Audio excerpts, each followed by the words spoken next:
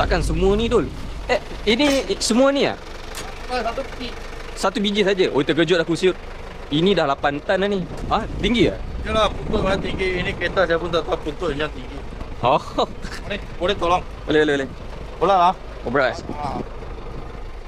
Ini saja. Okey, satu saja. Alright. Ini kalau lalu tol claim sini atau sana? Oh, orang yang order. Okey. Okey. Ini just modify lah. Modify ya. Modify. Bukan original je. Bukan. Pasal segala apa. Ini dah sign ah. Oh, sign juga. Okey. Okay, ini hantar bagi dia ya. Alright, thank you. Thank you. Alright. Terkejut Dan. Aku ingatkan satu papan tu dia nak masukkan dalam kereta aku.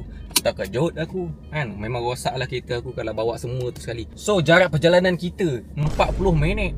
So jom kita gerak. Let's go. Alhamdulillah kita dah sampai. Ini last lah aku lalu Klang ni. Sebab jalan dia berlubang, mendap lagi.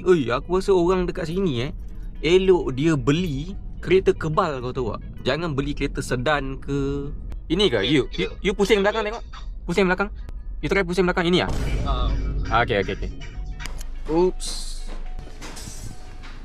Ini barang berat tau ni. Lepas tu ini resit dia.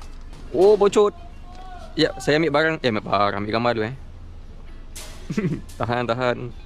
Okay, thank you. Alright. Okay, Alhamdulillah untuk job tadi kita berjaya buat RM18.58. Tapi jalan kat sini tak best lah. Kalau dapat lagi order dekat Teluk Panglima Garang ni memang aku tak ambil lah.